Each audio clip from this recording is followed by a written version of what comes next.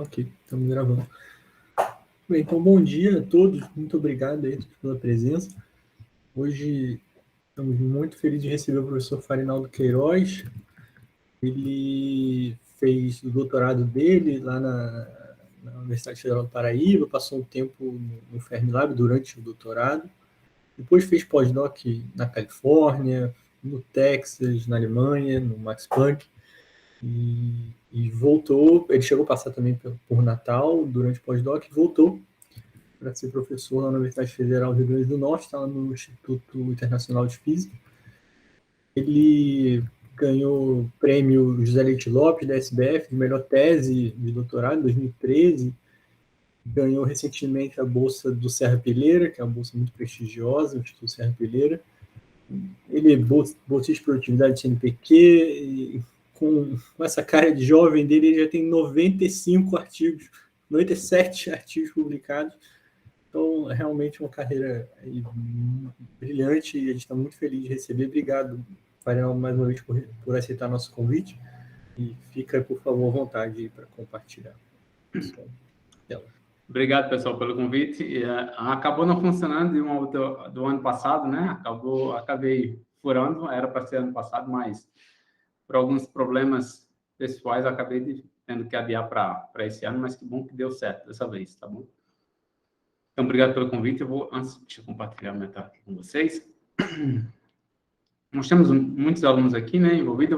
A primeira parte do meu seminário é voltada dos alunos e depois eu vou começar a ser técnico, tá? Um pouquinho mais técnico depois. Mas qualquer dúvida pode me interromper, tá? É importante vocês saberem suas dúvidas. Beleza. Estão vendo aí minha tela por completo? Tranquilo? Sim, está ótimo. Beleza. Então, primeiro agradecer a todos vocês pela presença, tá? É um prazer falar sobre matéria escura. E só esclarecendo algumas coisas, né? Primeiro agradecer a todas as agências de fomento que estão relacionadas à minha pesquisa. E essa pesquisa vai tratar de alguns aspectos de matéria escura de uma forma bastante introdutória e bem leve, tá? Um pouquinho mais animada, assim que eu sou, tá? E eu sou professor, sim, como o Rodrigo falou, sou professor tanto no Departamento de Física como no Instituto Internacional de Física, tá? Que são tipo institutos diferentes, tá? Tem agendas diferentes, mas são ambos relevantes. E sou professor associado no CTP Safia, em São Paulo. E para quem não conhece, né, existe um instituto agora, o primeiro Instituto Internacional de Altas Energias, que foi fundado no Chile, tá? Chamado SAFIR. Isso, né, tenho o prazer de ser cofundador desse instituto, tá? Então, para quem não conhece, né, eu acho que vocês já tiveram um seminário do Rafael aí antes, o Rafael Chaves, mas de toda forma eu vou só divulgar para vocês aqui no Instituto Internacional de Física. A gente não tem muitas áreas, não é um instituto tão amplo, tá? Tão grande assim, mas focado em física teórica principalmente, né? Nós temos as áreas de teoria de cordas e mecânica estatística, informação quântica, matéria condensada, gravitação e astropartículas, que é a mais interessante de todas, claro, tá bom? Então, para os estudantes, esse momento que eu gosto sempre de compartilhar isso, tá? A gente está vivendo um momento muito desafiador no nosso país, e ainda por cima disso tudo, tem um curso de física que é, sim, desafiador, tá? Então, se você é um estudante de graduação que está assistindo esse seminário, lembre-se que o curso de física realmente é desafiador, tá? Existem milhares de pessoas que são extremamente bem-sucedidos, inclusive alguns deles são prêmio Nobel de Física, tá? Que apanharam bastante no curso de Física no seu começo. Nem por causa disso deixaram de ser bem-sucedidos, tá? Então, essa é uma mensagem que eu queria falar para vocês. Vocês não são os primeiros, nem serão os últimos a apanharem um pouco aí no curso de Física no começo e superar e ter sucesso e êxito futuramente, tá?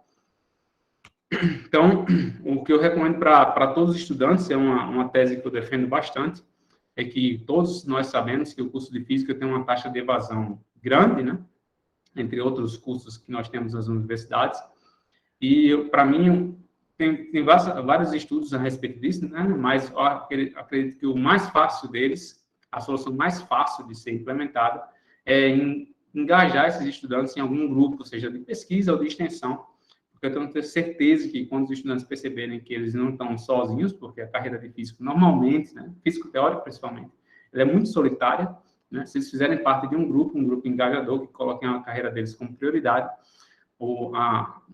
esse êxodo dos alunos do curso de física será extremamente diminuído, eu tenho certeza disso, tá? Então, entendam vocês, estudantes, que essas dificuldades que a gente tem, inclusive no momento no nosso país, é uma fase, né? É uma fase, e existem outras, é uma montanha bem difícil de ser escalada, mas existem outras montanhas a serem escaladas também lá na frente. Então, isso é só um momento difícil, e tem outros, né? Quem está na graduação, eventualmente, quer seguir carreira acadêmica, vai ter mestrado, e depois vai ter um doutorado, talvez um pós-doutorado, um concurso pela frente. Então, são montanhas a serem escaladas, e essas que vocês estão passando nesse momento não é simplesmente a mais difícil delas, é simplesmente mais uma montanha a ser escalada, tá bom? Então, recomendo fortemente que vocês participem de algum grupo de pesquisa ou de extensão. Isso vai aliviar, não é resolver o problema de vocês, mas mostrar que o problema, vocês vão enxergar o problema de vocês de uma forma totalmente diferente, eu tenho certeza disso. Então, vamos lá. Então, antes de eu começar a falar de matéria escura, né, então eu vou falar para vocês de astropartículas, para quem começa de uma forma bem abrangente, depois eu vou começar a ser bem específico, tá? Então, desculpem aqueles que já são habituados, já estão habituados com o assunto. Mas, para quem nunca ouviu falar de astropartículas, o que é, né? Eu falo porque quando era aluno de graduação também não sabia. Então, astropartículas, pessoal, nada mais é uma área que trata de fenômenos, né? A respeito do astro, ou seja, a astronomia ou astrofísica, junto com a física de partículas. Eu, como um aluno de ensino médio, eu me intrigava ao ver vídeos ou animações como essa, né? Mas eu não estava interessado em simplesmente observar astros, né? Eu estava interessado em entender questões mais fundamentais do nosso universo. Foi nesse momento que comecei a perceber que o meu real interesse, no meu caso em particular, não era na astronomia, era mais na astropartículas, apesar de não saber nem o que era astropartículas, eu não sabia nem que existia isso, porque eu estava entendendo o universo como um todo, mas em termos mais fundamentais, de como a origem da massa no universo, como é que as partículas ganham massa, essa conexão com os átomos, com teoria quântica, com relatividade, essas são as coisas que me intrigavam e que eu tinha realmente interesse durante a graduação. Só que eu não sabia que existia uma área que englobava tudo isso, tá? Então, para quem não sabe, existe sim uma área, e essa área é chamada de astropartículas, tá? Você pode pensar, afinal, isso é inventado, né? Essas fotos, assim, que eu achava muito irado. Caramba, eu quero fazer, seja lá o que for essa área, como é que se chama, entender o que são essas fotos, como é que dá origem a essas fotos, de onde o cara tirou essas fotos aí, como é que explica esses fenômenos. Era isso que me intrigava como estudante, tá? E é isso que eu vou tentar abordar para vocês, mais um ponto específico, que é a matéria escura. Então, só para dar uma prova, né, para vocês, essa área de astropartículas é uma área muito nova, tá? Ainda internacionalmente falando, ainda é relativamente nova, principalmente a parte teórica de astropartículas. Mas ela está crescendo muito. Vou dar um exemplo só para vocês. Eu poderia enumerar vários, tá? Por exemplo, o CERN, em 2019. Estamos em 2022. Bem, quase 2021, né? Por causa de uma semana e pouco. Né? O CERN, em 2019, inaugurou um centro de astropartículas teórico, não é experimental, teórico de astropartículas. Em Princeton também, acho que 2018, num Axon, que esse já que é um pouquinho mais antigo, esse na parte de baixo aqui, de canto direito, é onde eu fiz pós-doutorado, existe um centro de astropartículas teórico e experimental, que é um prédio, pessoal. Eu nunca fui na Federal Fluminense, né? Uma pena que estou dando esse seminário remotamente, teria o prazer de visitar vocês, pessoalmente. Mas muitos conhecem, talvez, o Instituto Safir, lá no Instituto de Física Teórica, em São Paulo, um prédio, aquele prédio inteiro lá do Instituto, 2 prédios daquele do Instituto de Física Teórica, lá em São Paulo, 2 prédios daquele,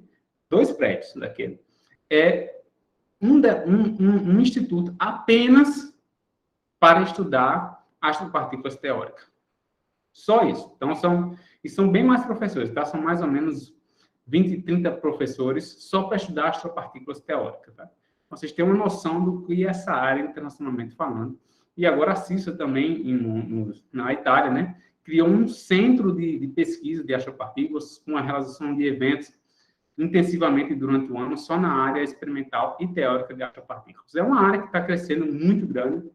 Para quem quiser ter uma noção, baixa lá no Inspires, para quem nunca fuçou um pouquinho assim no Inspires, dê uma olhada no Inspires, coloque lá a abazinha lá, Jobs, que é de empregos, e coloque astropartículas. Vocês vão ter uma noção de quantas oportunidades de pós-doutorado e de bolsas que estão tendo internacionalmente falando, nessa área especificamente de astropartículas. Aí vocês vão ter uma noção do quão crescente é essa área. Né? Eu já fiz até o exercício, não vou fazer aqui para vocês, do quanto o número de bolsas e contratações de professores lá no exterior, como é que vem aumentando ao longo do tempo na área de astropartículas. Já fiz esse exercício. Então, beleza, pessoal. Só para ter uma noção para vocês, né? Aqui no Instituto Internacional de Física, eu cheguei em 2018, era apenas eu em 2018, tá? Em 2019 já tinha 4 estudantes, tá? Cheguei para fundar essa área de astropartículas aqui no Instituto Internacional de Física. Em 2021, agora esse é o nosso grupo, tá? É um grupo que cresceu muito, muito mesmo, né? Bem além da minha imaginação.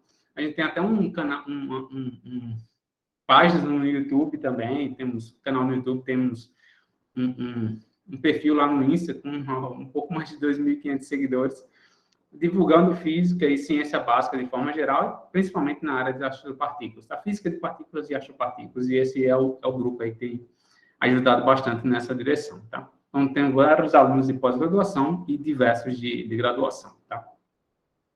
Então, eu queria começar esse seminário para valer com a principal mensagem desse seminário. Então, se todo mundo sair daqui desse seminário, pode, se daqui a 5 minutos você fala, não, eu tenho um compromisso, vou para um dentista, fazer um exame do que você quiser, se você sair com esse slide aí na mente, o próximo slide, você está com a mensagem principal do seminário garantida, tá? Que é a seguinte, que a pesquisa em matéria escura interdisciplinar. Então, para os professores aí super famosos aí da UFF, que tenham interesse em explorar a interdisciplinaridade em conexão com matéria escura, esse seminário também é para você, tá? Porque a área de matéria escura pode incorporar coisas muito além da minha imaginação, pessoal. Eu, para ser sincero para vocês, tem coisas aí que eu não domino, sou um pequeno aprendiz, porque a área de matéria escura é muito interdisciplinar e não consigo dar conta de tudo isso, tá? Então, naturalmente, para estudar, fazer pesquisa em matéria escura, você precisa de colaborações, né, de pessoas com diferentes backgrounds para poder fazer uma pesquisa internacionalmente relevante. Tá? Isso é meio que quase que fundamental. Tá? Então, vamos lá. Então, começando do basicão, né? Todo mundo sabe, essa parte vai ser bem rápida, porque é muito introdutória, né? Então, todo mundo sabe que tudo ao nosso redor é feito por átomos, né? Uma das mensagens mais principais que eu gosto desse slide em particular é para salientar algo muito importante, né? Talvez que é um fato histórico que Rutherford, um grande Rutherford, teve como mentor, né, o seu J.J. Thomson, descoberta do elétron. E o Rutherford, olha só, o Rutherford, ele só conseguiu uma vaga de emprego porque tinha uma carta de recomendação do J.J. Thomson na Universidade de McGill, no Canadá. Então, pessoas que têm muito esforçadas, que têm trabalhos muito bons, precisavam ter alguém importante como mentor. Então, nessa nossa carreira de física, uma lição que eu gosto de passar para muitas pessoas, muitas vezes, como já Newton dizia muito tempo atrás, para você poder enxergar mais longe, né, alcançar mais longe, você precisa ter alguém muito bom do seu lado, como foi o caso de Rutherford e milhares de outros cientistas na história da ciência. Tá? Então, por que eu estou falando isso? Porque volta aquele um dos primeiros slides que eu falei para vocês. Vocês, estudantes, que às vezes têm um potencial gigante, mas estão meio perdidos na graduação ou no começo da pós-graduação, vocês têm que colar em alguém que consiga te dar uma direção, te dar um norte, porque aí sim sua carreira vai decolar, tá bom? Então, beleza. Então, sabendo disso, né, nós sabemos que o nosso universo é regido por forças fundamentais, né? Como já dizia essa história aqui, não é comprovada assim, historicamente, né, que uma maçã caiu na cabeça de Newton, e aí ele foi lá e desvendou a gravidade. Isso não é comprovado, né, mas supõe-se que foi assim. Então, o nosso mundo é regido por forças fundamentais, interações fundamentais, e a ideia de física de partículas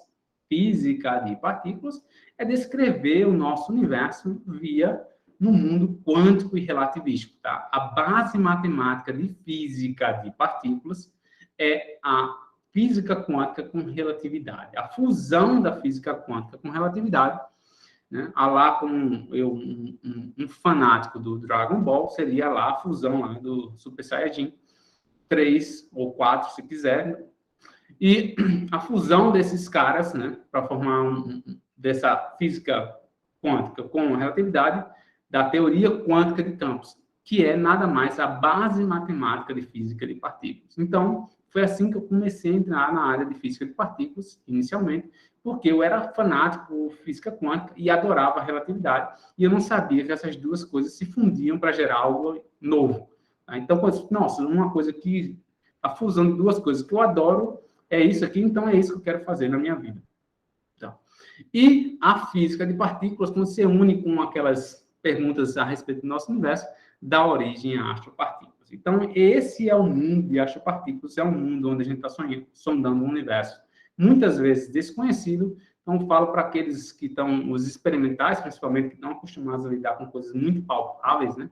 Abrir um pouquinho a sua mente nesse momento, de agora em diante, tá bom? Porque a gente vai sondar um universo bastante desconhecido, muitas vezes exótico, tá? Então, voltando para algo muito, muito conhecido na literatura da área de astropartículas, tá? É uma das observações de Vera Rubin, que lá em 70 ela observou a velocidade de regiões, 67 regiões em torno de um centro. Pega uma galáxia que ela está rotacionando, ela pegou diferentes pontos dessa galáxia, que na verdade eram nuvens de hidrogênio, e observava como essas nuvens de hidrogênio rotacionavam via efeito Doppler em torno do centro, com a velocidade de rotação delas, e ela conseguiu inferir que a velocidade de rotação dessas 67 regiões era superior à velocidade de escape, basicamente. Então, como é que pode essas regiões estarem ainda assim fazendo parte de um sistema ligado daquela galáxia se elas têm uma velocidade maior do que a velocidade de escape? Essa velocidade de escape seria inferida via massa luminosa, via luminosidade daquela galáxia. Então, ela concluiu que, ora, isso não faz sentido, então deve ter alguma massa aí que eu não estou conseguindo enxergar para explicar por que essas 67 regiões que eu estou obtendo, que eram regiões próximas do centro e mais distantes do centro, que são esses pontinhos que vocês estão vendo aqui, tá? Então, tem regiões bem próximas do centro e bem mais afastadas, e todas elas estavam, sim, gravitacionalmente ligadas a essa galáxia. Isso não faz o menor sentido. A única explicação para isso é se existisse uma massa que cercasse toda essa galáxia e aí fizesse com que a velocidade dessas regiões não fosse superior à velocidade real de escape daquela galáxia. Tá? Essa massa que não era visível foi denominada de escura. Não por Vera Rubin, por Zwick, há décadas atrás, mas eu não estou aqui para dar uma perspectiva histórica para vocês de matéria escura. Isso levaria um seminário inteiro só para fazer isso. Tá? E aí a chamada curva de rotação de galáxias, uma das principais evidências de matéria escura. E aqui é o gráfico original, que vocês podem ver, está aqui no artigo dela. Esses pontinhos aqui são interpolações que ela fez de como cada uma dessas regiões aqui, cada pontinho desses aqui, ela chamou de uma região NG, tal, de como elas rotacionam, essas regiões rotacionam em torno do centro, tá bom? Beleza. Tem então alguma dúvida? Alguém? Se tiver alguma dúvida, pode perguntar, sem problema, eu paro e explico. Fernando, eu perguntaria só se essas medidas são Doppler. Uhum. Isso, basicamente via redshift. Certo. Uhum. Tá, então, em termos matemáticos, o que você faz, né? Qual é a ideia por trás, né? Você imagina, vamos fazer lá ensino médio, lá preparação lá para o Enem, você faz força centrípeta igual a força gravitacional, e você obtém que a velocidade teórica, né, é como assim num sistema planetário, a velocidade de rotação dos planetas deve ser inversamente proporcional à distância deles ao Sol, basicamente. Então, você deve esperar a mesma coisa para qualquer outro sistema gravitacionalmente ligado. Entretanto, o que observou foram esses pontinhos pretos aqui, que vocês conseguem ver nessa figura no canto esquerdo, onde no eixo Y está a velocidade, no eixo X está a distância, e os pontos pretos aqui são os pontos das observações, que não batiam com se espera. Se espera que quando você fora da galáxia, que é essa região que vocês estão vendo aqui colorida, fora dessa galáxia, essa velocidade deve cair com 1 sobre R, e não ser mais ou menos constante. É mais ou menos, tá, pessoal? Isso não é igual, porque isso não é perfeito. Isso não é uma esfera sólida, uniformemente distribuída, tudo perfeitinho. Mas seria uma constante mesmo. Mas uma galáxia não é esfera, nem uniformemente distribuída. Então, tem umas pequenas diferenças ali, tá? Então, esse gráfico aqui é um pouquinho mais real, que vocês estão vendo aqui, ó, no canto direito, abaixo. Esses pontinhos verdes aqui foi o medido, tá? É um pouquinho, ela sobe um pouquinho, tá? Mas depois ela se torna mais ou menos constante. E o que você espera da Newton em força centrípeta é que ela vá decaindo com 1 sobre R, que é essa parte laranjinha aqui embaixo, tá? Aqui no meio, note que sobe. Claro que tem que subir. Por quê? Porque se essa galáxia for uniformemente distribuída como uma esfera, a velocidade é proporcional ao R. É só substituir o M por densidade, densidade vezes volume. Volume é 4 terços de πr ao cubo, R ao cubo. O R ao cubo desse M, né? Olha só, o R ao cubo daqui. Aqui tem, ó, R ao quadrado, vai ficar só um R em cima. Esse R que está aqui embaixo vai passar em cima, vai ficar R ao quadrado no numerador. Mas como tem um V ao quadrado aqui, vai ficar V proporcional a R. Então, se for uniformemente distribuída e se for uma esfera, você espera que esse V seja linear quando você estiver dentro da galáxia. Mas fora da galáxia, essa é a forma que deve ser observada, né? Mas isso não foi observado. Aí você poderia dizer, como alguns colegas meus aqui no Brasil falam, peraí, Farinaldo, que história é essa? Eu trabalho com gravitação modificada, e isso explica também. Tem um artigo no Archive que afirma que não observou matéria escura no centro da galáxia. Tem um artigo no Archive que saiu, eu escuto blá, blá, blá, blá, blá, blá disso. Talvez, eu sempre falo para os meus colegas, eles não gostam, né? Mas eu acho gravitação modificada super interessante, pessoal. Atenção, tá? Eu acho gravitação modificada super interessante. É interessante, é válido, é importante, mas ela é incapaz de substituir matéria escura. E ponto. E eu vou explicar para você alguns exemplos do porquê isso é verdade. E isso não é uma coisa que o Farinaldo em particular acha. Isso é um consenso da comunidade científica internacional. Tem um grupo lá escondido aqui, outro escondido acolá, que acredita ainda... eles não tentam substituir matéria escura, mas ainda escreve lá num artigozinho lá, como todo quem já escreveu um artigo científico sabe, que o que é que você faz na introdução é motivar o artigo que você está escrevendo. Aí você fala, olha, gravitação modificada está conectada com matéria escura, mas você não prova que substitui. Você fala, não, mas está conectado e tal. Serve para motivar, mas não resolve matéria escura. Então, para mim, eu acho que isso não tem muita utilidade. Você usar gravitação modificada, usar matéria escura para justificar o estudo de gravitação modificada. Gravitação modificada, para mim, é importante, independente de matéria escura. Tá? Mas para substituir matéria escura, ela falha. E pronto. Aí você pode dizer, mas peraí, Farinal. Eu consigo substituir as curvas de rotação de galáxias, essas curvas aqui, tá? Essas curvas você consegue substituir. Mas existem diversos outros dados, pessoal, que gravitação modificada não reproduz e ponto final. Não é que é mais ou menos, não reproduz de jeito algum. Então, não tem como uma pessoa ter um artigo de gravitação modificada para substituir matéria escura. Simplesmente isso não rola, não acontece. Você pode fazer, como alguns colegas meus de cosmologia, fazem uma parametrização de gás de Chapman e tal. Você não está reproduzindo todos os dados, você está focando na CMB, você está focando em alguma coisa em particular, você não está pegando todos os dados. Pode falar. Eu só queria esclarecer, você fala de modificação, gravitação modificada é o MOND, é isso? Não necessariamente, qualquer uma delas. Ah, tá bom, só para saber. Qualquer uma delas. Tá? A forma mais correta, assim, que o cara mais fanático, Bekenstein, é um professor mexicano, é um professor mexicano, mas ele teve toda a carreira nos Estados Unidos, é professor na Universidade de Berkeley, e foi um dos líderes dessa MOND, dessa teoria da gravitação modificada. E ele fez um artigo lá em 2002, né, ainda dizendo, olha, existem ainda formas, naquela época ainda o mundo estava, em 2002, o mundo estava ainda tentando, 2002, olha só, estamos em 2022. 20 anos atrás, o mundo ainda estava querendo sobreviver aos dados de matéria escura. Em 2004, veio uma das observações, que eu vou falar já já, que esse próprio Bekenstein, em 2004, esse é um dos líderes mundiais de gravitação, ele disse, olha, não, acabou, aí agora não tem como a gente substituir mais matéria escura, gravitação modificada vai ter outro propósito. Tá? Mas, infelizmente, né, eu falo isso abertamente, como está gravado aí no YouTube, é bom que todos assistam mesmo, infelizmente tem muitas pessoas ainda que não estão bem informados a respeito disso e ainda falam que não, uma gravitação modificada para matéria escura. Não serve para matéria escura. Atualize-se.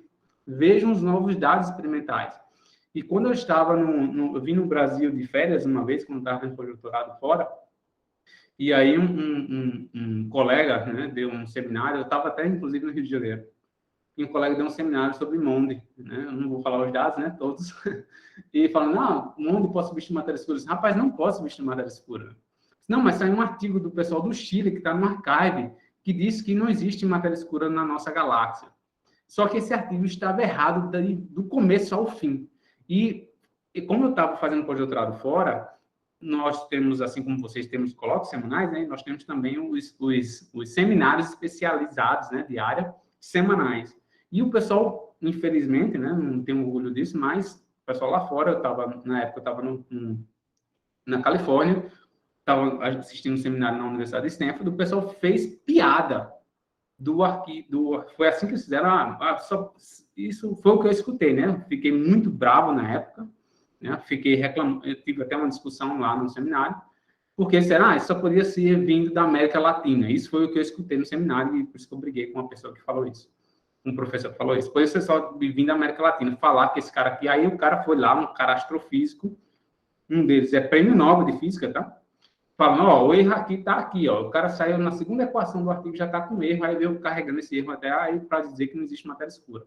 Então, todos os artigos, todos os artigos que saíram até hoje, supondo que matéria escura não existe na galáxia tal, achamos uma galáxia exótica com os dados que nós temos de tal telescópio que não tem matéria escura lá. Anos depois, o pessoal vai e reescreve. Não, com os dados atuais, a gente realmente observa que precisa de matéria escura. Então, o que você vê hoje em dia é artigo o quê? Serve para quê esses artigos? Para sair na Super Interessante, para sair lá nos sites da Tecmundo, nos sites. Serve para isso, para criar mídia, mas não é algo cientificamente correto. Tá? Então, eu espero que tenha sido enfático o suficiente a respeito de Monde ou qualquer teoria da gravidade substituir matéria escura. Lembrando, são importantes, muito interessantes, mas não para substituir matéria escura. Beleza, então, só lembrando, tá, pessoal? Eu estava querendo fazer ontem à noite, ainda terminar para vocês, uma simulação, fazendo essa coleção de dados, mas eu não consegui terminar, para mostrar para vocês aqui de primeira mão, como todos esses dados aí se resumem a solidamente excluir qualquer possibilidade, qualquer chance de mundo substituir matéria escura, tá? Então, vou tentar explicar brevemente aqui para vocês. Nós temos dados de 72 colisões de aglomerados de galáxias. E todas elas, sem exceções, excluem a possibilidade de mundo explicar os dados de lensing e raio-x, tá? Observados nessas colisões. Radiação cósmica de fundo. Fernando, mas é um dado radiação cósmica de fundo. Não, não é só um dado. Teve COBE, WMAP-7, WMAP-9, Planck, Atacama, South Pole, todos esses telescópios medindo CMB, dizendo que tem matéria escura. Você está discordando de todos eles. Beleza. Aí tem aglomerados de galáxias, observando lenses de aglomerados de galáxias.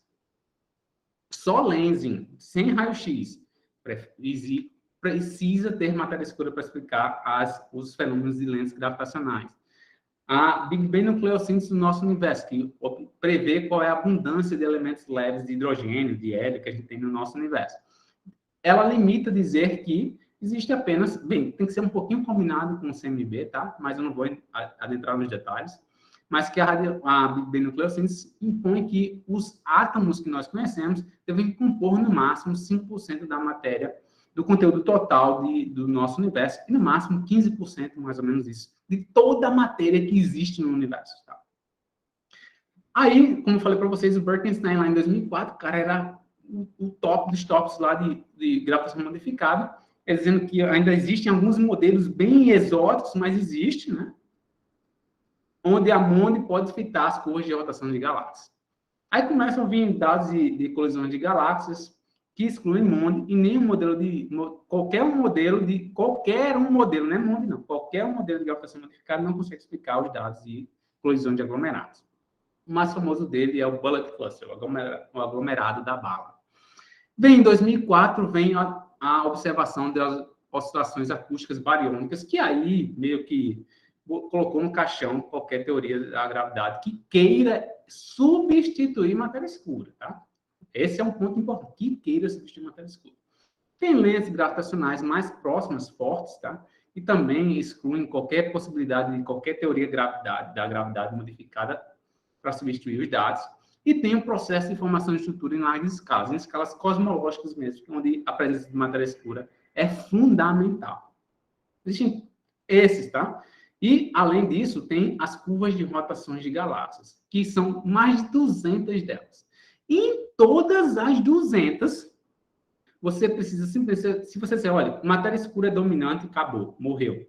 Você pode fazer um ajuste fino lá, mas só essa minha frase, matéria escura é dominante, acabou, você explica os dados. Para Monde, ou qualquer teoria da gravidade explicar, você vai ter que ter uma teoria da gravidade, modificada da gravidade, para cada uma das 200 curvas.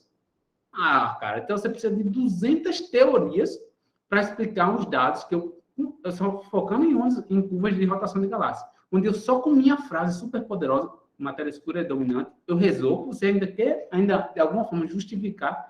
Não faz sentido, pessoal. Mas beleza. Então, espero que tenha deixado claro que teoria de gravitação modificada é super interessante. Eu acho super interessante, particularmente, tá? Estou tentando ver como conectar isso com estrelas de nêutrons, por exemplo. Eu acho muito interessante. Mas não para substituir matéria escura. Então, beleza. Então, dito isso, supondo que vocês acreditam em mim que matéria escura está presente no nosso universo, então, o que ela é ou como eu posso detectá-la? Existem algumas propostas na literatura que matéria escura pode ser super leve. Tá? Tem um errozinho aqui de texto, deve ser super pesada, tá? Em vez de ser super leve aqui no elefante. Super pesada pode ser super leve, nesse beija-flor aqui. Ela pode ser super WIMP, eu vou falar o que é WIMP. Tem o Rei Leão, que é o WIMP, que WIMP significa em inglês Weakly Interacting Massive Particle, que é partícula massiva fracamente interagente. Ou seja, tipo um neutrino. Um neutrino é uma das partículas no modelo padrão que interage via força fraca. Então, as partículas que interagem à la força fraca, aquela mesma força que é responsável pelos decaimentos radioativos, são as partículas que podem representar a matéria escura, tá? Tem os áxions que estão ganhando muita força agora nos últimos 2 anos, principalmente em função dos Estados Unidos. Por quê? Porque os Estados Unidos estão investindo pesado em experimentos de áxions. Então, o que é que faz? Se os experimentos estão sendo construídos em áxions, os teóricos vão construir teorias para explicar os dados dos experimentos. E assim que funciona, tá? Então, os áxions estão ganhando muito momento linear aí, de 2, 3 anos para cá, tá? Então, é por isso que eu coloquei eles como um tigre, porque eles estão quase já sendo o rei da selva, tá? Enquanto o WIMP aí tá ainda mais, talvez não com muito tempo. E tem, além dessa parte de partículas, tá? Tem essa super WIMP, que é a zebra, porque eu coloquei como zebra, porque se ela for super fracamente interagente, eu nunca vou detectar. Então, seria uma partícula que representa a matéria escura do nosso universo, mas eu nunca vou pegar um experimento aqui no meu laboratório e detectá-la, porque ela interage tão fracamente que é impossível detectar. E esse seria o cenário que chama de nightmare. Seria um pesadelo que isso acontecesse, porque a ideia é que a gente faça algo que possamos testar, que possamos detectar. Tá? Além desses cenários de física de partículas, o único cenário que sobrevive aos dados experimentais são chamados buracos negros. Tá? Os buracos negros primordiais são a possibilidade astrofísica para representar a matéria escura. Buracos negros com massas solares da ordem de 10 a 30 massas solares são possíveis e viáveis candidatos a explicar a matéria escura do nosso universo. Como exatamente isso acontece, ninguém sabe. Ninguém, do prêmio Nobel ao estudante de graduação. Ninguém sabe isso. Vamos fazer. Isso é uma pesquisa em andamento. Pode por falta de exclusão, mas a gente não sabe explicar como pode ter uma abundância tão grande de matéria escura no nosso universo a respeito de representar o que nós sabemos hoje, que é 27% do nosso universo como um todo, ele é constituído de matéria escura. E a gente não tem uma teoria bem plausível para explicar como o buraco negro pode ter uma população tão grande e ter 27% de todo o nosso universo ser composto de buracos negros primordiais. Ninguém sabe fazer essa conta. Ninguém mesmo. Mas o que eu queria concentrar nesse seminário é como detectar, que essa é a parte mais divertida.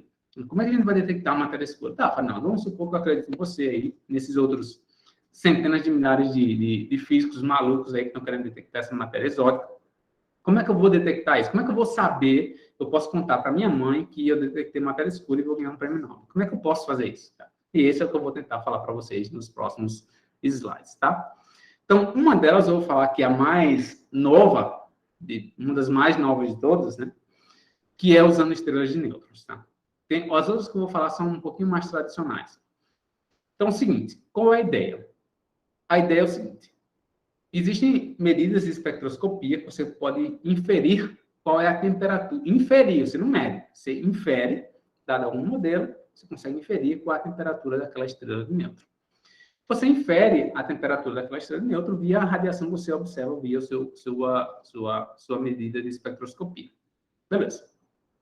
Então, se eu consigo inferir aquela temperatura, eu consigo determinar se a temperatura que eu indiretamente medir está consistente ou não com os modelos teóricos que existem de estrelas de nêutrons. Então, a primeira coisa que um bom astrofísico diria para mim é: não tem a menor chance de você fazer isso. Por quê? Porque existem incertezas com relação à equação de estado da estrela de nêutron, eu não vou conseguir ter esse modelo, e a incerteza vai ser enorme, você não vai conseguir dizer nunca que vai ter, de alguma forma, conectar isso com matéria escura.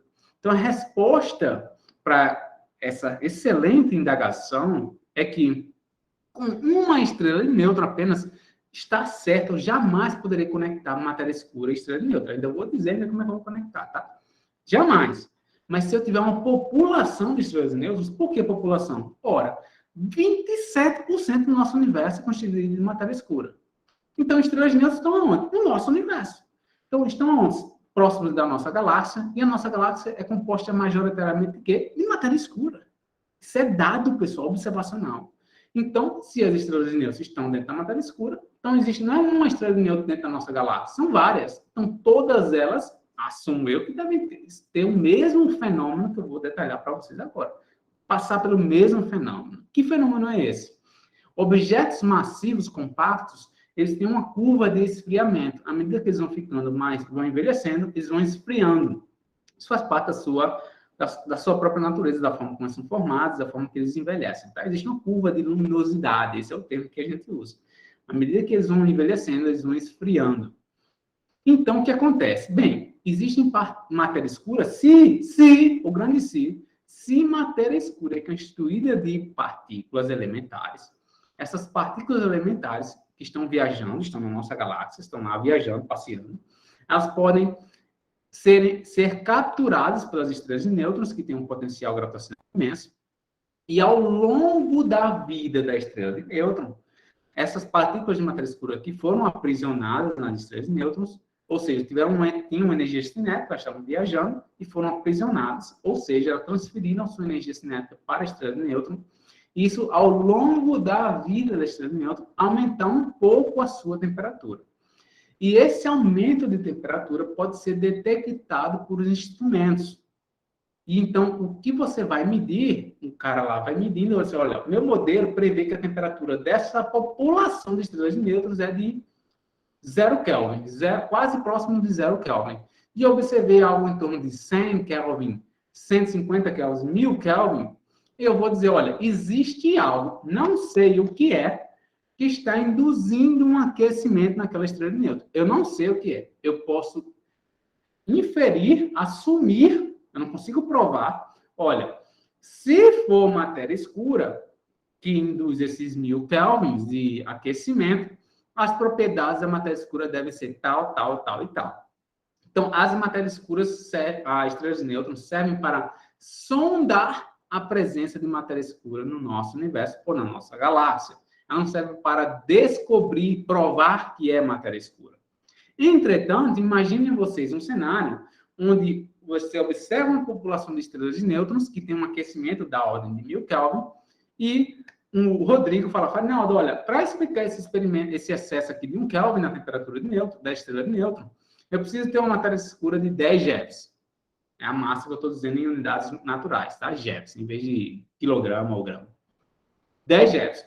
O LHC, que não tem nada a ver, tá nem aí para estrelas de nêutrons, o cara lá no CERN vai lá e mede num determinado evento que exige ter uma partícula que é fracamente interagente, que tem uma massa de 10 GeVs. Nossa, isso é uma coincidência. Então, na verdade, o que o LHC descobriu foi exatamente a partícula que o espectroscópico já observou da estrela de nêutron. Então, nesse cenário, a estrela de nêutron conduziria à descoberta de matéria escura, e assim, seja lá quem for que fez esse estudo, certamente vai para Stockholm ganhar o prêmio Nobel. Então, essa é a ideia de estudar, conectar estrelas de nêutrons com matéria escura. É pegar um modelo de física de partículas, seja ele qual for, que tenha uma partícula que possa ser matéria escura. O que é preciso para ser matéria escura? Ela precisa ser estável. Ora, se eu observo a galáxia hoje, eu observo que ela é dominantemente formada por matéria escura, então a matéria escura está lá hoje. Então, ela deve ter sobrevivido desde quando foi formada, digamos, no início do universo, até hoje. Ela é estável, assim como o próton é estável. Não é uma coisa que decai. Ela deve ter massa. Bem, se tem massa, causa lente gravitacional, forma estruturas, ela deve ter massa. Então, ela tem massa e instável. E ela tem que ser fracamente interagente, ela não pode ser fortemente interagente. Porque se ela fosse fortemente interagente, eu já teria detectado. Então, é por exclusão. Ela não pode ser fortemente interagente, tem que ser fracamente interagente. Tá? Então, esses são os 3 pilares de uma partícula poder ser matéria escura. Obviamente, além desses 3, ela tem que ter a abundância certa. Ela tem que dar...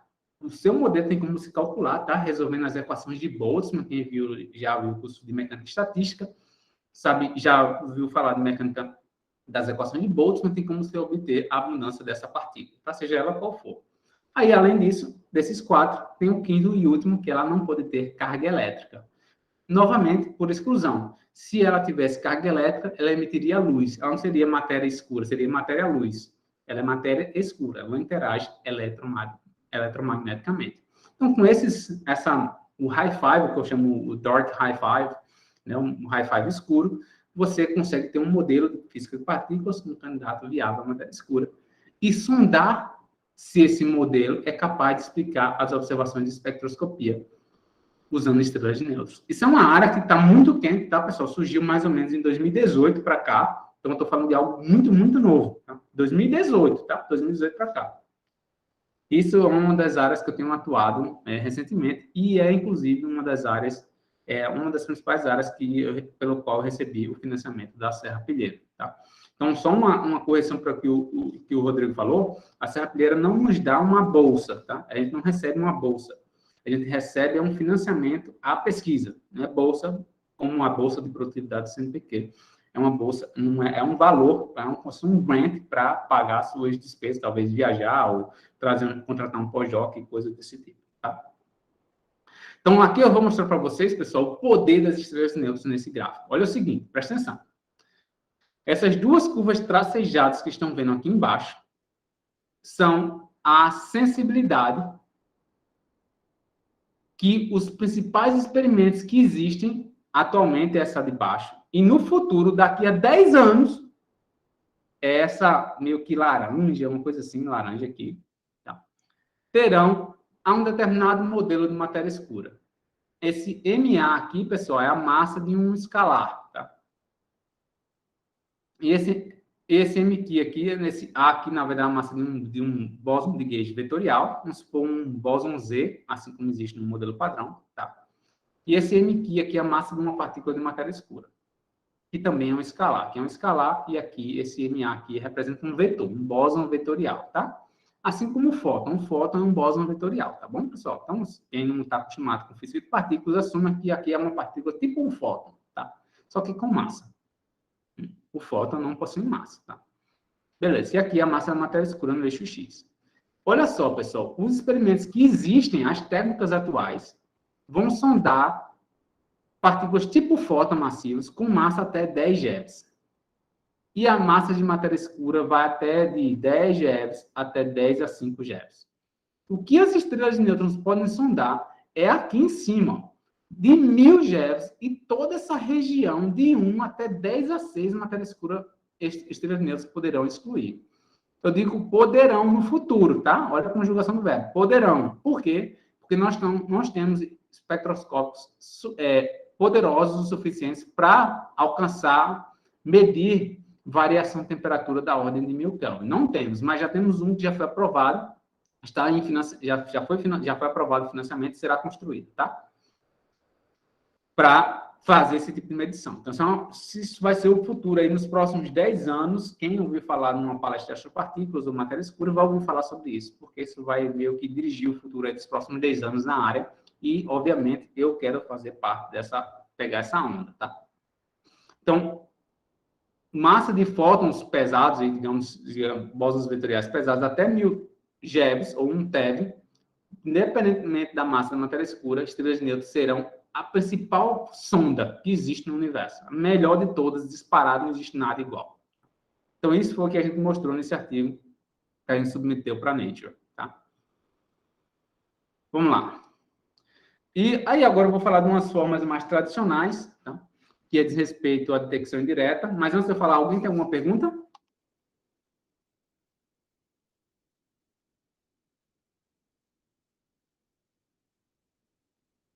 Alô?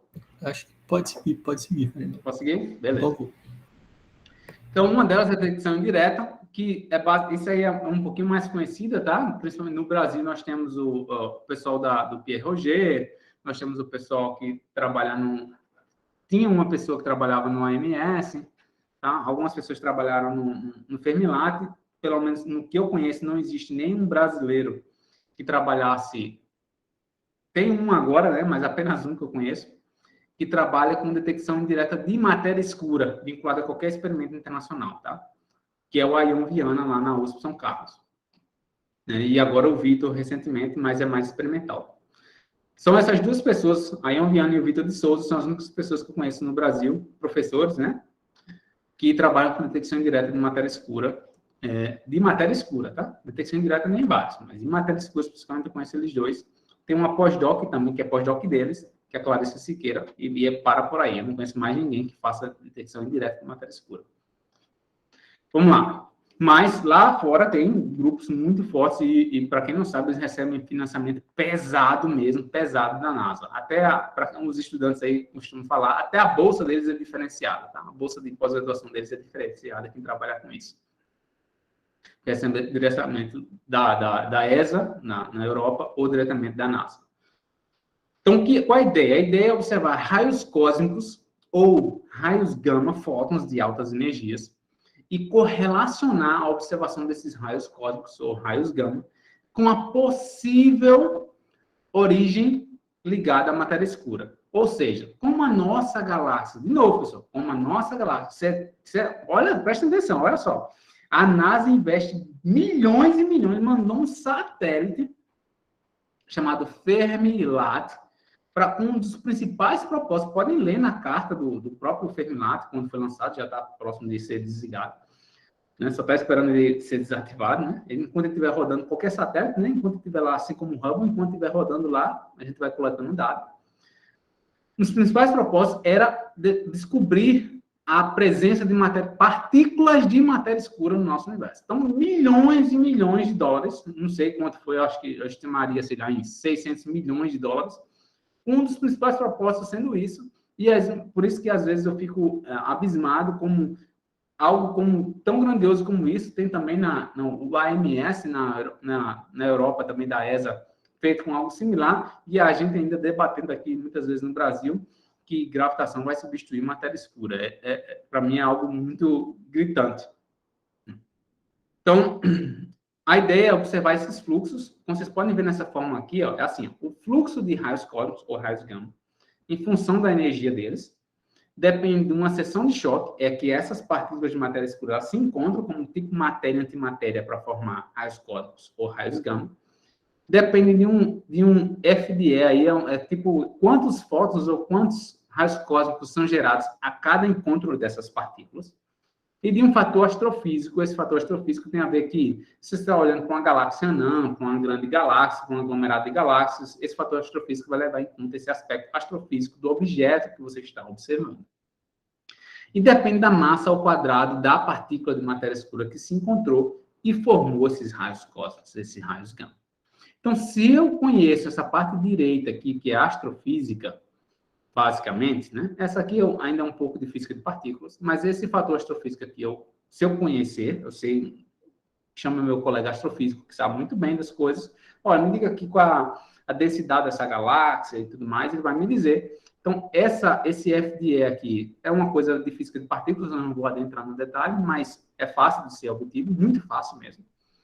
Eu vou ter duas grandezas que são importantes, que é a seção de choque e massa. Seção de choque, essa é a razão. Então, esse fluxo eu meço, eu vou lá com o meu telescópio, com o meu satélite, eu meço quantos raios cósmicos eu observei com determinada energia. Eu medi isso. Então, eu consigo inferir qual deve ser a seção de choque e massa, essa razão aqui, para estar consistente com a minha medição. E é isso que é feito, pessoal. Olha, sai um dado aqui, a seção de choque no eixo Y, e aqui no eixo X, aqui é um gráfico que você pode obter, assim, olha, qual é os pontos de seção de choque e massa que você tem que ter para estar consistente com esses dados que você obteve dos telescópios ou dos satélites. Tá? Isso é muito, muito intensivamente investido, né, lá fora. Agora, nem tanto, porque o foco, como falei para vocês, nos Estados Unidos, principalmente, diz respeito a AXIONS, não mais a tanta detecção indireta de matéria escura, mas tem muito financiamento. Isso aqui é um artigo que eu fiz de revisão na época, tá? Para a European Physical Society, tá? Sobre detecção indireta de matéria escura. E aqui é um artigo para mostrar para vocês, só para uma ideia, né? Ideia para vocês, como é que isso é feito. Olha, você pega a nossa galáxia, isso eu acho fenomenal, tá? Eu lembro, assim, minha formação era de física de partículas, mas uma vez que eu percebi que existia uma área onde eu podia conectar coisas do nosso universo com conhecimentos fundamentais envolvendo mecânica quântica e relatividade, minha cabeça, eu pirei, né? Pô, isso aí é o que eu quero para minha vida. Então, você pode pegar dados de galáxias anãs que estão dentro da nossa galáxia, esse halo aqui, essa bolinha que vocês estão vendo aí, meio cinza no fundo, e essas bolinhas aqui menorzinhas, meio azulzinhas, são galáxias anãs que estão ligadas à nossa galáxia. Tá? Tem vários nomes, Coma, Seg, Ursa Menor, Ursa Maior, Draco e aí por diante. Você consegue pegar a localização, L e B, são latitude e longitude, latitude B, longitude L, dessas cada galáxias anãs, se pegar a distância delas para o centro da galáxia, ou para o seu satélite, nos valores astrofísicos, você consegue tudo isso. Isso aqui, esses dados que eu estou dizendo para vocês, pessoal, para poder calcular essa formulazinha aqui, ó. É esse fator astrofísico que eu disse para vocês. Tudo isso é dado. Essa parte aqui eu não sei calcular. Eu não sei calcular isso aqui. Tá? Mas eu tenho esses dados astrofísicos, a parte de partículas eu manjo bem, então eu consigo obter qual é o fluxo, esse fluxo, os experimentos nos dão, tá? Esses dados são públicos, pessoal. Quando eu faço isso com o meu laptop, tá? Eu tenho um laptop de mesa que eu estou usando para dar essa seminário para vocês. É esse laptop que eu uso para fazer esse tipo de análise, tá? Um laptop. Um bom laptop, mas é um laptop. E aí eu faço essa coleção de dados e tudo mais. Eu fiz esse artigo, inclusive, com o Joseph Selk, que acho que eu não preciso falar quem é Joseph Selk, tá? Quem já estudou cosmologia alguma vez na vida. E a gente obteve limites usando alguns dados e alguns experimentos, como radiação cósmica de fundo, CMB, existe um telescópio chamado RES, existe um experimento agora, um conjunto de satélites chamado CTA, que o Brasil faz parte, tá? Para quem é jovem e quer adentrar na área de astrofísica ou na área de astropartículas, o CTA será o principal experimento de raios gama dos próximos 20 anos. E o Brasil tem representatividade nisso, tá? Tem alguns membros, algumas pessoas no Rio de Janeiro, em São Paulo, né? No meu grupo aqui também, a gente está envolvido profundamente com o CTA. E tem os dados mais antigos do Fermilab, e aí você consegue obter quais desses experimentos são mais sensíveis a quais propriedades das partículas de matéria escura. É um estudo muito interessante, porque isso é ciência na veia, são dados reais. Você não está falando, se existe o céu azul, se o céu fosse vermelho. Não, isso é assim, olha, o dado está me dizendo é isso. Se você não tiver reproduzir esses dados, seu modelo está excluído e tchau, escolha outro. Tá? E é basicamente isso que a gente faz aqui. E aí, outro método muito tradicional, quanto tempo eu tenho mais? Mais uns 10 minutos, acho que tá. Beleza, eu concluo tranquilo. E outro método tradicional é o método de detecção direta de matéria escura. Esse método diz respeito a... Vocês estão vendo essa montanha aqui em cima, pessoal? Embaixo dessa montanha aqui em cima, existe esse tanque aqui, ó, que vocês estão vendo aqui embaixo. Esse tanque que vocês estão vendo aqui embaixo está embaixo dessa montanha aqui enorme, a mais ou menos 3.000 quilômetros. É porque a medição que eles usam é water equivalent. Então, é como se estivesse a 3.000 metros abaixo do oceano. Tá? Onde eles colocam aqui. Está embaixo da rocha, mas eles conseguem fazer um estudo de geologia, fazer o que seria equivalente a estar embaixo da água. Tá? 3.000 metros abaixo da água, equivalente. E aqui é uma foto quando eu visitei isso pela primeira vez, é uma aventura histórica, para quem é um teórico, ver o experimento que pode gerar uma descoberta gigante para a sua área, né? Então, estava super animado. E eu vou explicar para vocês qual a ideia disso tudo, tá? Eu vou mostrar essa figura já, mas primeiro eu queria mostrar um vídeo para vocês. Deixa eu mostrar esse vídeo aqui para vocês, vai ficar claro. Olha só, aquele tanque que vocês estão vendo aqui, esse tanque aqui, ó, esse aqui, dentro desse tanque, tem o que eu vou mostrar agora nesse vídeo, tá? Olha só. Aí tá aí o tanque. Beleza. Aqui dentro tem um líquido chamado de xenônio, tá? É aquele mesmo líquido que os playboys lá colocam lá na luzinha do carro para ficar brilhando e tal, se achando lá embaixo. Quem jogava Need for Speed também. Então, vem a partícula de matéria escura, vem aqui, ó. Interage com um átomo de xenônio. Esses elétrons que são em vermelho aqui são carregados para cima via um campo elétrico orientado para baixo, claro, né? Porque força elétrica com uma carga negativa é oposta à direção do campo elétrico. Então, esses elétrons sobem, atingem aqui em cima uma região gasosa de xenônio. O xenônio é cintilante. Então, por isso que ele produz aquelas luzes que vocês viram aqui. Tá? Ele produz essas luzes aqui. E, dada a distribuição das luzes usando fotomultiplicadoras, eu consigo determinar em que posição esse evento ocorreu, tá? Então, eu determino em que posição esse evento ocorreu, e dado o tempo que os elétrons demorou para chegar aqui em cima, na fase gasosa, eu consigo determinar em qual profundidade esse evento, matéria escura, átomo de xenônio, ocorreu, e assim ter uma informação 3D a respeito de onde nesse tanque ocorreu essa interação matéria escura e átomo de xenônio. Inclusive, em junho do ano passado, teve um novo resultado do experimento. Né?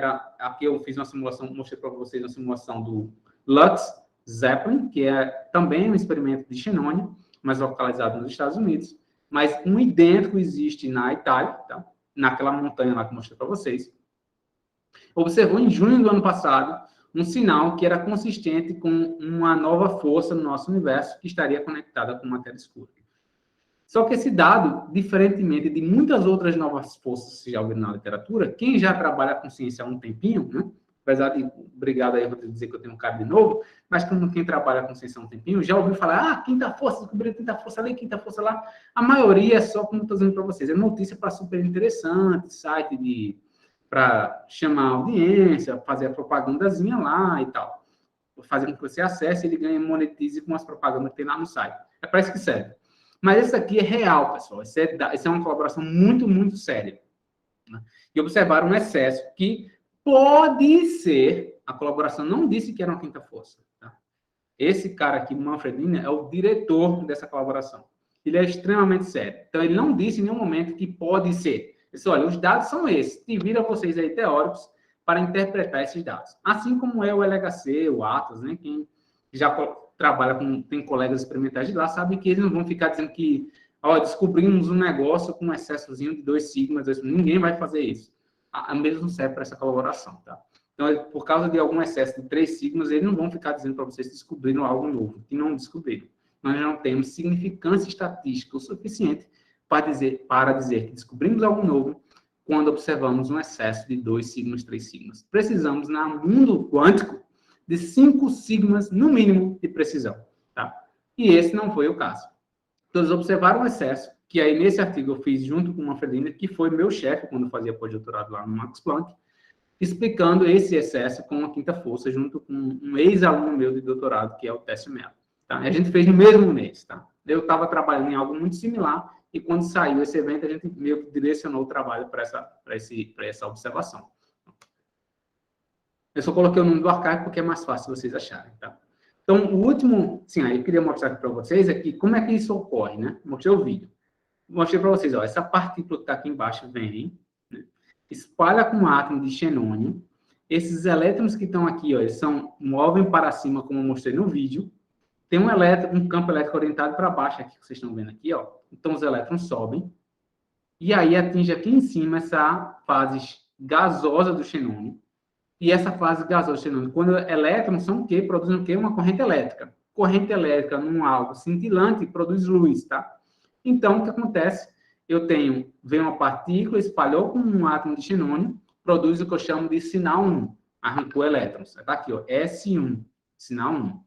Os elétrons sobem, atingem o xenônio na fase gasosa e produz luz. Sinal 2, tá aqui, S2.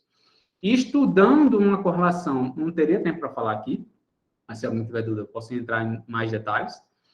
A relação entre S1 e S2, eu consigo discriminar se quem produz esse evento foi uma partícula de matéria escura, foi um decaimento radioativo vindo das rochas, etc. Tá? Analisando o shape, né, a forma desses bumpzinhos aqui, e a separação entre eles, eu consigo determinar se isso foi matéria escura ou não, com uma precisão muito boa, tá? Muito boa mesmo.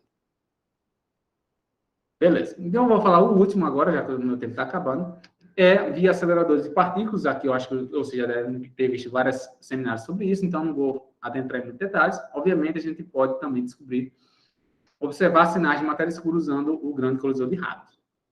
E eu queria falar uma novidade para vocês de primeira mão, tá? Primeira mão, que eu estou falando isso aqui abertamente em público. Espero sim, né? Se concretize. Nós teremos o primeiro experimento de matéria escura do nosso país, na verdade, do nosso país, da América Latina, sendo construído no Brasil nos próximos anos, tá? Eu tenho uma proposta que está sendo submetida para o Ministério da Ciência e Tecnologia para a construção do primeiro experimento de matéria escura com pouquíssimo dinheiro, tá? Isso espero que seja realizado nos próximos anos, e aí vocês poderão dizer que foram os primeiros a dar essa notícia, tá? E será no Sirius, tá? Mas eu não posso falar dos detalhes. Eu vou pular essa parte aqui de inteligência artificial. Então, só para acabar, pessoal, é que existem outras propostas que vão muito além do meu domínio, tá? Eu sou leigo com relação a muitas dessas coisas, como conectar, como procurar por matéria escura usando minerais, pessoal, minerais antigos. Pega lá, sei lá, uma das maiores mineradoras do Brasil, que teve aquele problema lá com o Brumadinho, né? A Vale, da América Latina, na verdade. Né? Então, pega alguns daqueles minerais, não precisam ser tão puros, tá? Só mais minerais antigos, você precisa passar por um processo de purificação e usar esses materiais, isolar ele, botar numa cavernazinha e sondar por partículas de matéria escura usando esses minerais. Isso é uma proposta que eu estou fazendo em paralelo a essa da estrela de nêutrons que eu falei para vocês e que, obviamente, espero contar com o financiamento de Serra Pilheira para isso. Tá? Existe uma proposta mais recente que saiu do pessoal lá da Universidade de Chicago, nos Estados Unidos, que é o uso de computadores quânticos para fazer simulações de experimentos de matéria escura usando qubits. Isso é algo que eu sou leigo total com relação a isso, mas existem propostas nessa direção.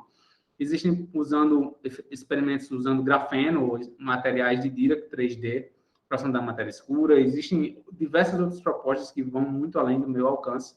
Eu só queria deixar essa mensagem aqui para vocês, é que quem faz pesquisa em matéria escura, muitas vezes você vai ter que ter um geólogo do seu lado. Muitas vezes você vai ter um cara de informação quântica do seu lado. Outras vezes você pode ter um cara de matéria condensada do seu lado. E não é porque um é melhor do que o outro, simplesmente eles decidiram se unir para fazer um estudo internacionalmente relevante e interdisciplinar. E isso é o que a pesquisa de matéria escura exige, tá? Nos padrões internacionais. Tá? Então, por fim, eu queria salientar para vocês aqui, matéria escura, que era a mensagem principal que eu falei para vocês logo no começo desse seminário, é que a pesquisa em matéria escura, ela é interdisciplinar por definição. E muito obrigado pela atenção. Legal, muito, muito bom. Muito obrigado, Farinaldo. Coloca muito legal. Queria, então, agora abrir para perguntas. Bom, Tiago, por favor, já levantou a mão.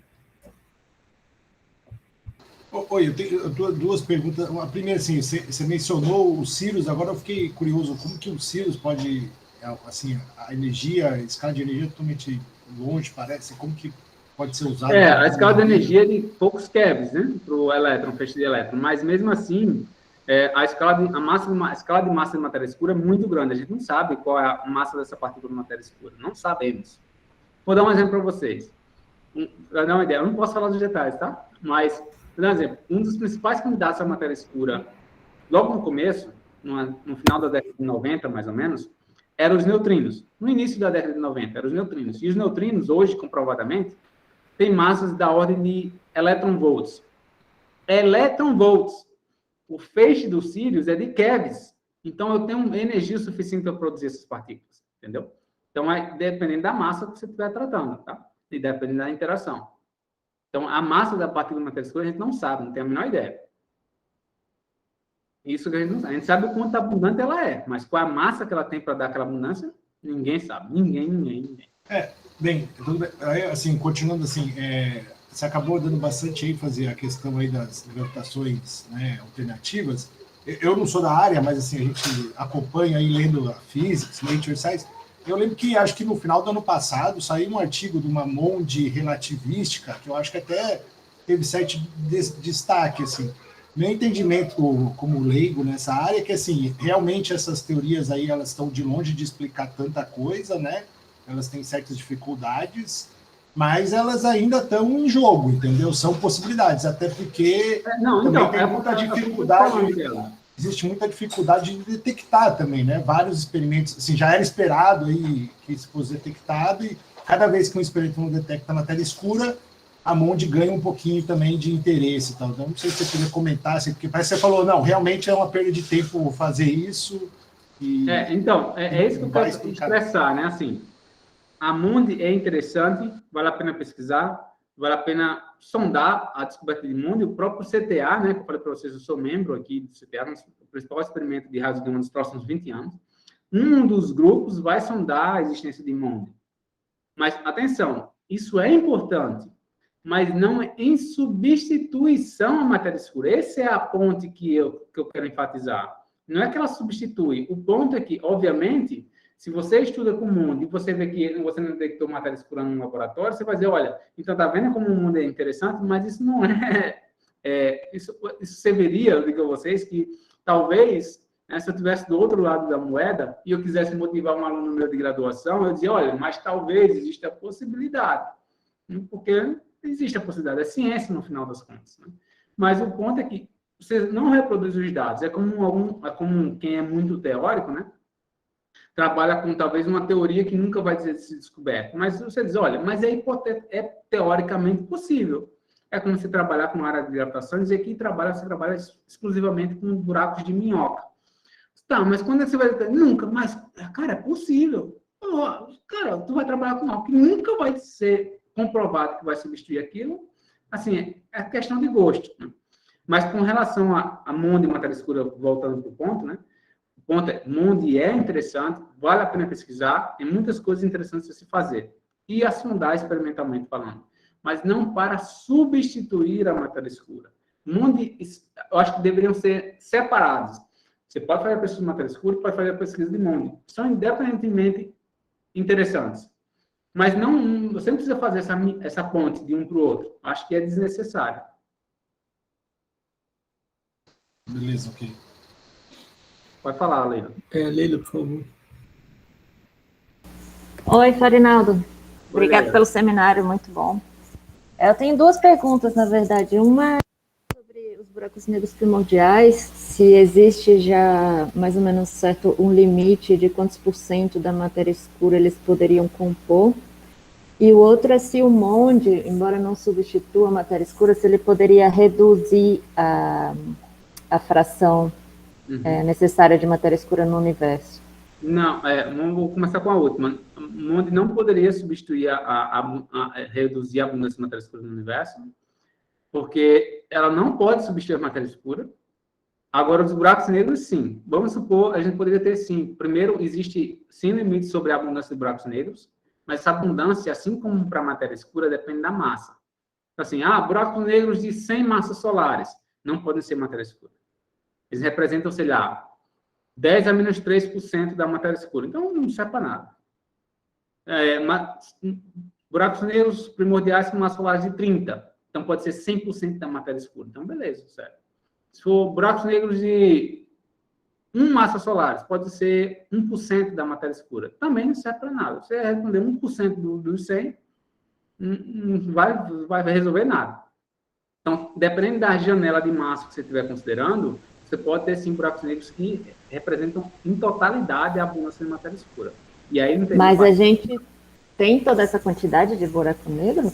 Por isso que eu falei logo no começo, ninguém sabe como é que você pode ter um mecanismo que tenha buracos negros primordiais espalhados em todo o universo que representa 27%. Ninguém sabe fazer essa conta. Então é possível ainda, né? Exatamente. Então, assim, ninguém sabe fazer. Só que, sendo agnóstico, assim, olha, é como assim, é possível? Claro, ninguém fez, então, né? Mas, para mim, na minha opinião, assim, não é muito plausível que isso seja verdade, né? Mas isso é a minha opinião, e a opinião talvez de muita gente, talvez a maioria, que seja assim, né? Não é muito plausível, mas é uma possibilidade, então deve se sondar. Mas não parece plausível. Ninguém tem esse mecanismo que pode explicar a abundância de buracos negros de 27% de todo o universo. Ninguém sabe. Ainda mais buracos negros que a gente não teria detectado ainda. Não teria detectado, ainda por cima. Entendi. Obrigada, Farina. Bom, temos mais perguntas. Por enquanto eu queria fazer algumas perguntas. Também, quando você estava falando da sondagem via estrela de nêutrons, você comentou que, bom, existe uma ponte, quer dizer, lá você vai descobrir que, assim, partículas. A questão é, você precisa lá no LHC ou onde for no CERN. Para confirmar. Para buscar, olha, tem que ter partículas assim, fracamente interagentes, assim, com essa faixa de energia. E eu não sou da área. Assim, minha pergunta é, aparece muito desses eventos no CERN? Olha, está faltando aqui uma partícula fracamente interagente com tal... Não, para matéria escura especificamente, não. Para matéria escura especificamente, não aconteceu até então. Não aconteceu. Para outras coisas, acontece. Acontece de faltar ali, tá... Acontece, com muita frequência. 2 sigmas ali, 2,5 ali, tal. E tem gente que faz a vida disso, né? E fica querendo explicar 2 sigmas, 2,5 de qualquer coisa que aparece no CERN. Tem gente que faz isso, né? E tem pessoas que conhecem até a apelidade, chama de Bump Hunter, né? É o Hunter de qualquer bumpzinho que aparece no HC. E ganha muita citação, então... É por isso que a gente faz. Eu não gosto de fazer esse tipo de coisa, porque eu não acho que isso é ciência. Você está querendo só ir atrás de onde está a mídia, né? Mas existe. Mas não em relação à matéria escura, isso não aconteceu. Mas o que eu falei, Rodrigo, em relação a estrelas de nêutrons, que estrelas de nêutrons não vai ser assim... Viu algo em estrelas de nêutrons, você faz... Bateu, matéria escura. Não tem como. Você precisa de uma informação extra. Mas a mesma coisa se aplica para o LHC, tá? Não tem como o LHC observar, você bateu matéria escura, vamos lá para o M9 de novo. Não tem como, porque o LHC só é capaz de detectar partículas que são long-lived, tem um tempo de vida grande o suficiente. Imagina que o meu detector é desse tamanho aqui, eu tenho uma partícula, o meu detector está aqui. Então, se vem uma partícula, vem aqui, ela passou direto e decaiu aqui, para o LHC, ela é matéria escura. Por quê? Porque ela não caiu dentro. É invisível para o LHC. Ela passou direto. Para ele, mas ela decaiu. Então, não é matéria escura. Como é que uma coisa vai decair logo depois? Não pode ser a coisa que está no universo até hoje. Para o LHC, isso é matéria escura, entendeu? Então, o LHC só pode dizer que existe uma energia faltante, algo que passou direto que eu não detectei. Tipo um neutrino. Eu não consigo dizer que aquilo que passou direto, e eu chamo de missing energy, ou de energia faltante, é a matéria escura que reproduz, a partícula que reproduz a abundância do universo. Não tem como. Mas, obviamente, se o LHC vai observar um excesso, diz que esse excesso é consistente com a partícula de 10 GeV. Aí você vai lá no outro experimento, aí diz, tem 10 GeV, aí beleza, o pessoal do LHC vai ganhar um prêmio Nobel, talvez compartilhado com outro experimento. Mas o LHC sozinho não faz isso. Entendi, certo. Aí essa é a dificuldade, porque você trabalhar com matéria escura significa que você vai ter que saber lidar com dados de colisores, saber, talvez, lidar com dados de estrelas de nêutrons, saber resolver a equação de Boltzmann para achar abundância, saber física de partículas para construir um modelo, além do modelo padrão, para ter física de partículas. Se for fazer conexão com detecção direta, lidar com dados de satélites para poder... Então, é bem mais complicado. E se você quiser lidar com coisas que estão bem na moda, como informação quântica com matéria escura, você não vai conseguir estudar tudo isso. Então, você vai ter que realmente, necessariamente, colaborar com pessoas que são experts naqueles tópicos específicos e aí explorar a interdisciplinaridade. Uma outra coisa que me deixou curioso, bom, obviamente não dá para entrar em detalhe, também para mim não ia adiantar muito, mas dá para ter uma ideia de por que, por exemplo, aqui é aquela do espalhamento do xenônio, né? Por que não pode ser outra interação? Por que então, tem que é o ser? seguinte, vamos supor, primeiro, as formas de exclusão são o seguinte. Primeiro, eles têm um xenônio, lá tem um xenônio. Eles fazem primeiro um processo de calibração. Então, instalaram o xenônio, está lá rodando, e deixa lá, rodando, sem fazer nada. Aí, o que eles fazem? Primeiro, vamos fazer o processo de calibração. Então, tem um tanque de xenônio, e eu fico bombardeando ele com, sei lá, com nêutrons. Então, vou saber como é que ele reage a bombardeamento de partículas neutras. Aí depois faço com muons, com elétrons. E aí eu vou saber como é a resposta do meu detector a partículas neutras e carregadas. Beleza. Aí tudo bem. Aí tem estudo de geologia das rochas ao redor do detector para determinar de quanto decaimento radioativo é esperado naquele tanque. Então, beleza. Então, você já tem essas estimativas. Aí tem um processo de purificação do xenônio, que essa é a parte mais difícil. Krypton é um dos principais backgrounds do xenônio, nessa escala de energia de poucos keVs, de QeV. E existe lá, o processo de purificação é muito caro, é isso que deixa o xenônio caro. O xenônio eles extraem da atmosfera terrestre e depois tem um processo de purificação. Aí esse Krypton está lá, esse Krypton gera decaimentos radioativos dentro do tanque. Então está o tanque lá e de vez em quando tem um decaimento radioativo naquele tanque. Sabe que esses decaimentos radioativos é, sei lá, de um evento por ano, 2 eventos por ano, digamos. Só que se vir um experimento, se vir uma partícula de matéria escura e produzir um evento, ora, eu espero um background de Krypton de 1 evento por ano. Eu observei só mais um, a minha estatística não é boa para excluir se teve ou não. Então, o que é que o experimento vai dizer? Olha, com 90% de confiança, eu não observei nada. Agora, se você observou 7 eventos que isso nunca aconteceu, você olha, cara, eu descobri algo que produziu, que não é isso, não é isso, não é isso, não é isso, não é isso, e que produziu esse evento. É isso que você vai, isso que essas colaborações vão dizer. Elas não vão dizer que descobriram matéria escura, elas vão dizer, olha, foi isso que eu observei.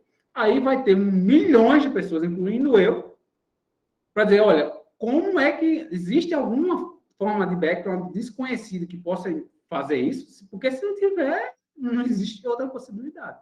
Então, é assim que vai. Então, você não vai dizer logo de cara. Mas a diferença é que, com de detecção direta, apenas eu posso afirmar a descoberta de matéria escura. Eu só preciso remover o background. Eu não preciso do LHC me confirmar, não preciso de raios gama, não preciso de nada. Esse é o poder da detecção direta. Por isso que é o mais, talvez o mais caro de todos, é a detecção direta. Por exemplo, só esse tanque de xenônio, só o que eles gastam com xenônio é mais ou menos 30 milhões de euros. Um pequeno. O grande agora eu acho que é 80 milhões de euros. Você pega aí, é o Ministério de Ciência e Tecnologia mais o MEC, um experimento de matéria escura.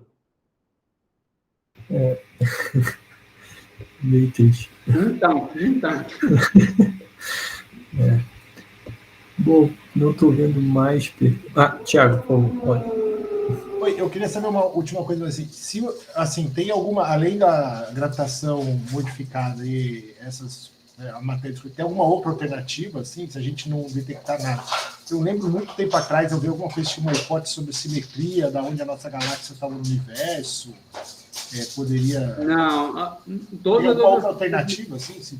Nada Não, as disso. possibilidades que sobreviveram até hoje são buracos primordiais e partículas elementares.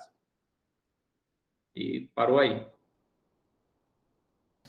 Tá. E se for partícula, tem que ser uma que a gente nunca observou até hoje. Tem que ser uma nova, algo novo mesmo. E que provavelmente, muito, muito provavelmente, digamos assim, chances altíssimas, é também com uma nova força fundamental. Então, quando você descobrir matéria escura, muito provavelmente você vai ter descoberto uma nova força. Só não vai saber qual é, mas vai descobrir uma nova força. Se for partícula. Se for partícula, você vai vir com uma nova força fundamental. Aí eu brinco até com meus alunos, que eu dou curso de eletromagnetismo, 1 e 2, agora nesse momento, aí eu falo para os alunos, pessoal, vocês estão vendo aí as equações de Maxwell? As equações de Maxwell tem um fóton, né? O fóton está por trás, a QED está por trás de tudo isso. Mas se existe uma teoria muito, muito popular na literatura, que é a QED modificada, que existe um novo fóton massivo e tal. Eu estou chamando fóton, mas poderia chamar de qualquer nome, pode ser o novo Rodrigo Pereira. Não tem problema. Massivo. E aí, esse novo fóton, ele vai modificar as equações de Maxwell. Então, eu disse, pessoal, está vendo aí? Talvez daqui a 15 anos, 20 anos, quando vocês estiverem dando esse curso aqui no meu lugar, vocês vão estar usando, em vez de ser o Gris, vai estar usando um livro do Tiago Rodrigues, de eletromagnetismo, com as equações de Maxwell modificadas. Então, vocês estão vivendo um momento aí histórico. Agora, essa nova interação, com certeza, ou não sabemos, vai ser de matéria escura com matéria visível ou intramatéria escura? Isso. Bem, tem que ter com a matéria visível, porque senão a gente nunca vai detectar. Bom, mas aí, pode ter interação gravitacional. Oi? Mas é muito pequeno, eu não consigo observar. Certo. No laboratório, né? Sim. No laboratório não consigo observar. Tem que ter alguma coisa com matéria visível, senão não consigo observar. Se observou, é porque tem que ter. Né? Tem que ter. Aí existem várias possibilidades. É por isso que, como a gente nunca detectou, aí existem milhões de pessoas usam minerais. Ou será que minerais poderiam, de alguma forma, aumentar a chance de detectar essa nova interação, ou potencializar a chance de observar essa partícula no laboratório? Se eu usar estrelas de neutro, será que eu posso potencializar essa chance de observar? E assim vai. As possibilidades de potencializar. E aí começa a interdisciplinaridade na veia mesmo. Bacana. Mais alguma? Vou aproveitar, vou abusar um pouquinho também. Já pedi para você falar um pouquinho, uma palavra ou outra, sobre os áxions. Você falou que está super aí na moda, então, mas acabou não aparecendo. Né? O que é exatamente com a relação? Então, áxions são partículas hipotéticas, né? Nunca foram detectados. Né? Se tivesse detectado o prêmio Nobel desse ano, no ano passado teria sido outro. Áxions são partículas que surgiram para resolver um problema, um modelo padrão, problema da CP, conjugação de carga e paridade. Esses áxions são supostamente, naturalmente leves, são partículas leves, então aí cai na pergunta que o Rodrigo me perguntou, então não posso entrar nos detalhes, que são muito leves, então naturalmente esses áxions têm massa aí, Tiago Rodrigues, de eletronvolts, milieletronvolts, é uma escala natural para eles. Tá? Então, eles estariam perfeitamente dentro da capacidade dos cílios. Então, áxions, essas são partes vieram para resolver um problema do modelo padrão, beleza? E aí, para explicar a abundância de áxions no nosso universo, desses 27% que eu falei, você tem que estar conectado com algum contexto cosmológico, como inflação, aí você vai ter que explorar outras coisas para explicar essa abundância desses átomos no nosso universo. Mas, de forma geral, são partículas super leves que interagem com a luz, com um fóton. Muito fracamente mesmo. Então, significa que qualquer experimento, pessoal, que vocês puderem imaginar, num laboratório, no Brasil, que tenha luz ou tenha um laser, você tem um detector de áxion. Qualquer um deles tem um detector de áxion. Não quer dizer que vale a pena fazer, porque, obviamente, todo mundo já fez isso. Os primeiros experimentos de áxion foram o quê? O pessoal com laser, um laboratório de óptica, e vendo a intensidade do feixe se alterava devido à interação do áxion com o fóton. Outros foi pegar luz dentro de um tanque, que chamam shining through the wall, assim, a luz batendo dentro de um experimento, numa cavidade de ressonância. Então, a luz está batendo e voltando, e você vê se essa intensidade da luz ela é diminuída com o tempo. Se ela é diminuída com o tempo, é porque o fóton que estava aqui, ele se converteu num áxion, e essa partícula áxion ela é muito fracamente interagente, muito mais que o fóton. Então, a luz, imagina, uma das superfícies de luz aqui num espelho aqui, tem outro espelho aqui. A luz vai lá, pá, bateu, quando voltar, desapareceu. Então, pô, peraí, eu não senti nenhuma transferência de momento nesse espelho de cá. Então, algo aconteceu, sumiu essa luz. Para onde? Pode ter sido no fóton. Bem, a única hipótese que existe para esse caso seria o fóton. Então, esses são os principais experimentos que existem hoje no respeito a ácidos. Pegando esses experimentos, são muito baratos, pessoal. O principal experimento do mundo na busca de ácidos por matéria escura é o ADNX, que não lembro se estava em Washington, nos Estados Unidos, para vocês terem uma ideia. O experimento para rodar construir o experimento, comprar tudo e rodar por 3 anos, custou $1 milhão. Então, o principal experimento que pode dar origem a uma descoberta, um prêmio Nobel de Física, custou $1 milhão. Isso antes do dólar dar essa disparada, né? Mas $1 milhão, você pensar, isso $1 milhão é o quê? Nós temos laboratórios em universidades no super interior que tem um laboratório que custa muito mais do que isso. Então, não são coisas muito caras. E são coisas nessa direção, Tiago, que eu estou visualizando para a gente trazer para o Brasil. Porque não vai rolar chegar, vamos construir um tanque aí de 30 milhões de euros para ver se detecta alguma coisa. Não rola. Mas algo abaixo de 1 milhão, com potencial de prêmio Nobel, quem sabe? Muito legal. Beleza. Então, acho que agora sim não temos mais perguntas. Agradeço mais uma vez, Farinaldo, excelente. Muito obrigado também pela disposição do tempo aí para responder as perguntas. Obrigado a todos e pela presença. Obrigado, pessoal, pela atenção. Um abraço para vocês.